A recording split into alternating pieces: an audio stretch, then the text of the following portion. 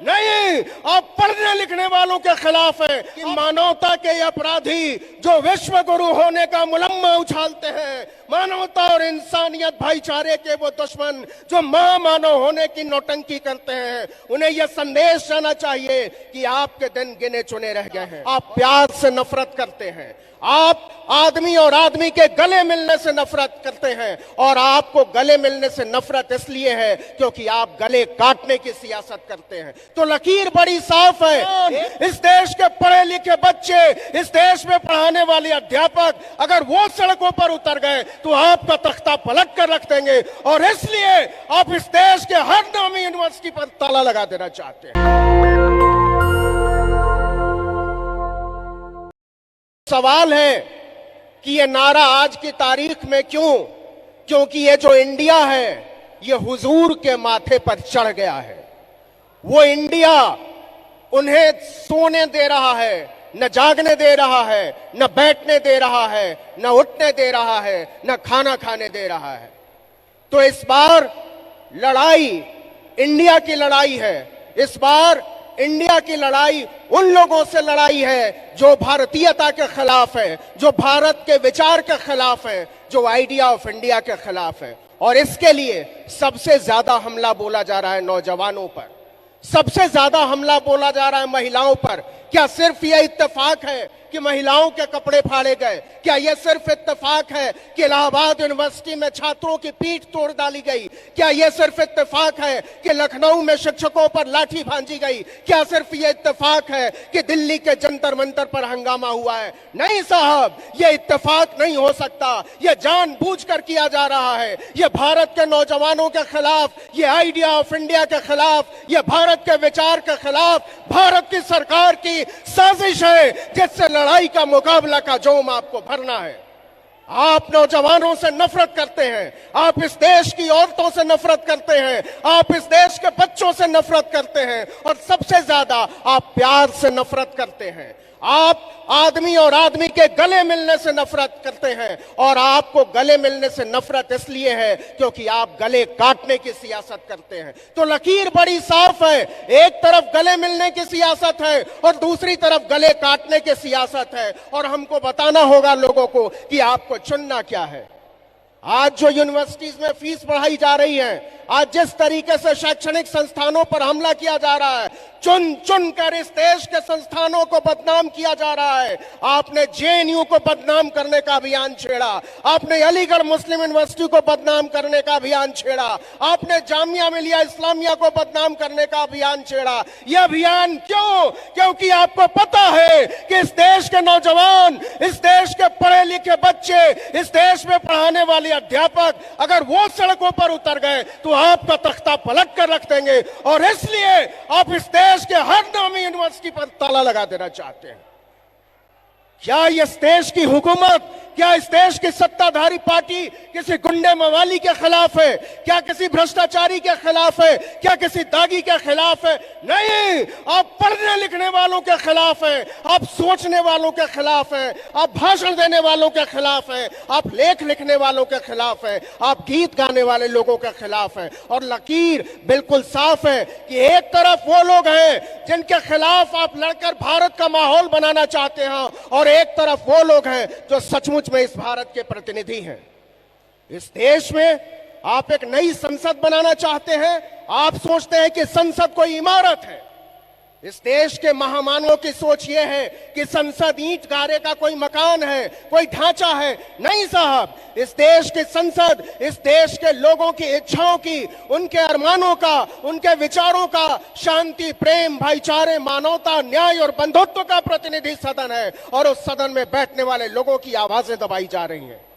आप जिस तरीके से चुन चुन कर उस आवाज उठाने वाले लोगों को संसद से बाहर कर रहे हैं, जिस तरीके से संसद में आवाज उठाने से बेदखल कर रहे हैं, वो आने वाले भारत के लिए अच्छी स्थिति नहीं है। और ये इस देश के नौजवानों की जिम्मेदारी है, ये इस देश की महिलाओं की जिम्मेदारी है, ये इस देश के आने वाले नस्लों की जिम्मेदारी है कि वो इस खतरे को समझें। क्योंकि ये खतरा किसी मुसलमान के खिलाफ नहीं है, ये खतरा किसी दलित के खिलाफ नहीं है, ये खतरा केवल अल्पसंख्यकों के खिलाफ नहीं है, ये खतरा हमारे और ऊपर है, ये खतरा भारत के माथे पर है, यह खतरा भारत के लोकतंत्र पर है, यह भारत के संवैधानिक व्यवस्था पर खतरा है। और जिस दिन भारत के संविधान पर आंच आई, जिस दिन भारत के लोकतंत्र पर आंच आई, उस दिन हमारी और आपकी आवाजें मिट्टी में मिला दी जाएंगी। और यह तैयारी हो रही है। पिछले 9 साल से इंडियन एक्सप्रेस की रिपोर्ट है, कल की रिपोर्ट है कि इस देश में 2 लाख करोड़ रुपया एक साल में धन्ना सेठों का माफ किया है हुकूमत में, 5 साल में 10 लाख करोड़। वो रुपया किसका है? वो रुपया किसका माफ किया है? यह हिसाब देना पड़ेगा। वो रुपया इस देश के गरीब लोगों का रुपया है, वो रुपया इस देश के मध्य वर्ग के लोगों का रुपया है, जिसको आप अडानी पर लुटा रहे हो। हमको ये डंके की चोट पर कहना पड़ेगा कि आप जिन लोगों की हुकूमत चला रहे हो, जिन लोगों के नाम पर राज कर रहे हो, वो लोग कुछ भी हो सकते हैं, लेकिन वो हम भारत के लोग नहीं हैं।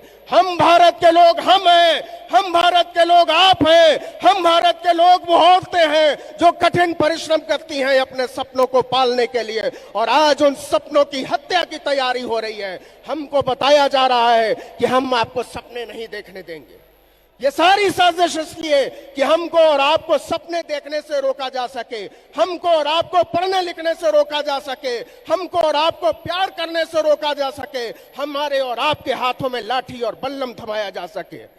जो लोग हमारे और आपके हाथों में लाठी थमाकर, बल्लम थमाकर, एक दूसरे के खिलाफ लड़ाकर, जातिवाद के नारे उछालकर, हिंदू और मुसलमान करके, मंदिर और मस्जिद करके, हिंदू और ईसाई करके एक दूसरे के खिलाफ भड़का रहे हैं, उन्हें याद रखना चाहिए कि ये वो देश है जहां बड़े बड़े लोग चुनाव हार जाया करते हैं, जमानतें जब्त हो जाया करती हैं। मानवता के अपराधी, मैं फिर से कहता हूं कि मानवता के अपराधी जो विश्व गुरु होने का मुलम्मा उछालते हैं, मानवता और इंसानियत भाईचारे के वो दुश्मन जो महामानव होने की नौटंकी करते हैं, उन्हें यह संदेश जाना चाहिए कि आपके दिन गिने चुने रह गए हैं और इसकी तैयारी होनी चाहिए।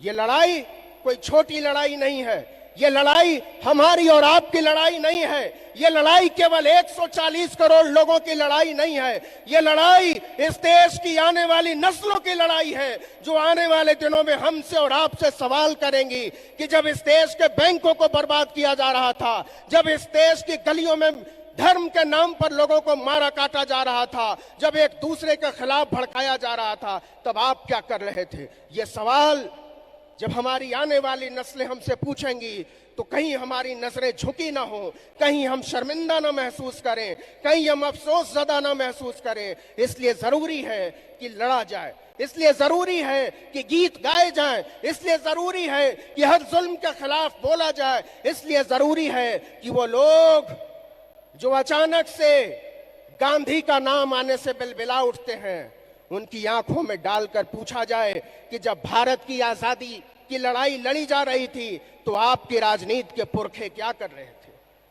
आप कहते हो कि गांधी ने नारा दिया था क्विट इंडिया मूवमेंट का, एक नारा मैं देता हूं। पहले तो आप ये बताइए कि 1942 में जब ये नारा भारत के खेत खलिहानों में उछल रहा था, तब आपके पूर्वज क्या कर रहे थे?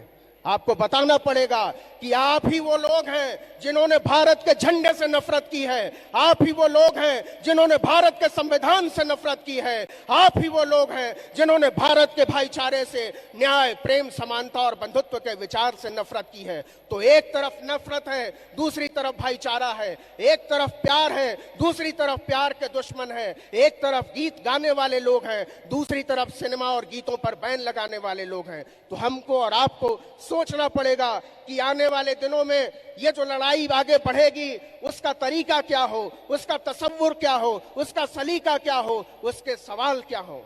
और बात बड़ी साफ है कि करा के दंगा, जला के बस्ती, मुआवजा बांटता है जो अब, उठो के मिलजुल कर उसका खाना खराब करना।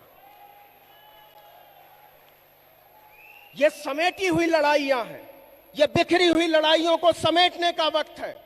ये हिंदू और मुसलमान के साथ आने का वक्त है, ये दलित और पिछड़ों मुसलमान को साथ आने का वक्त है। आज की तारीख में सिर्फ एक लकीर है कि आप इस तरफ हैं या आप उस तरफ हैं। ये शर्माने का वक्त गया। जो लोग ये सोचते हैं उनको बताइए कि अगर आप सोचते हैं कि खित्तों में बंटकर हम और आप बचे रह जाएंगे, तो इस बार सवाल हमारे और आपके अस्तित्व का है। सवाल इस देश के लोकतंत्र के अस्तित्व का है, संवैधानिक व्यवस्था के अस्तित्व का है। और इन सब को बचाने के लिए जरूरी है कि इस देश में एक तरफ भारत हो और दूसरी तरफ भारत के खिलाफ खड़े हुए लोग, और उनको बताया जाए कि आप भारत के खिलाफ थे। ये बात पूरी दुनिया में जानी चाहिए, क्योंकि यूरोप की संसद में सवाल उठता है मणिपुर पर, इंग्लैंड की संसद में सवाल उठता है मणिपुर पर, लेकिन भारत की संसद में जिन लोगों को जवाब देने की जवाबदेही थी वो लोग आज तक भागते फिर रहे हैं। उनको पकड़ने की जरूरत है। और ये केवल मणिपुर का सवाल नहीं है। आप लिख लीजिए इस बात को, आने वाले दिनों में वो हर एक सूबे को मणिपुर की तरह बनाना चाहते हैं, मिजोरम की तरह बनाना चाहते हैं। क्योंकि जब संविधान की व्यवस्था पर आंच आएगी तो क्या बिहार, क्या मध्य प्रदेश, क्या राजस्थान, क्या छत्तीसगढ़ और क्या बंगाल। होशियारी के साथ कहा जाता है कि मणिपुर पर बात करते हुए आपको पहले छत्तीसगढ़ पर बात करनी पड़ेगी, फिर राजस्थान पर बात करेगी, और तब हम बात करेंगे मणिपुर के बारे में। यह होशियारी चलने वाली नहीं है। इस देश के नौजवानों में राजनीतिक चेतना की जरूरत है। आदरणीय दिग्विजय सिंह ने एक बात बड़ी साफ कही और उससे मेरी पूरी सहमति है, और लंबे समय से हमारी तरह के लोग इस पर सोच रहे हैं। मैं हमेशा सोचता हूं कि इस देश की पार्टियां क्यों टूट जाती है, वो लोग क्यों दूसरी तरफ चले जाते हैं, क्यों बीच में पाला बदल लेते हैं। तो इसका जवाब बड़ा सीधा है कि वो वैचारिक लोग नहीं होते, वो विचारधारा से जुड़े हुए लोग नहीं होते। इसलिए लड़ाई वैचारिक हो। यह कोई पर्सनल दुश्मनी का मामला नहीं है, यह विचारों की लड़ाई है, यह संप्रभुता की लड़ाई है, यह सोच और समझदारी की लड़ाई है। इसे लोकतंत्र के रास्ते से लड़ा जाना चाहिए, और हम सब मिलकर इसको लड़ेंगे और जीतेंगे, आगे बढ़ेंगे, और लोग बताएंगे आने वाले दिनों में कि हमने ये लड़ाई लड़ी थी। और वो लोग जो विश्व गुरु बनने का ख्वाब देख रहे हैं या मीडिया जिनके बारे में उछाल रहा है, उन्हें सिर्फ एक संदेश दिया जाए। ताज भोपाली का एक बड़ा मशहूर शेर है कि तुम्हारे बज़्म से बाहर भी एक दुनिया है, मेरे हुजूर बड़ा जुर्म है बेखबरी। इनकलाब जिंदाबाद, लोकतंत्र जिंदाबाद। नेशनल दस्तक की आपसे गुजारिश है कि अगर इसको बचाना चाहते हैं तो नेशनल दस्तक को सब्सक्राइब करने के लिए रेड कलर के सब्सक्राइब बटन को दबाएं, फिर बेल आइकन की घंटी दबाएं। नेशनल दस्तक को बचाने के लिए बहुत जरूरी है कि हर खबर को शेयर करें, लाइक करें, कमेंट जरूर करें।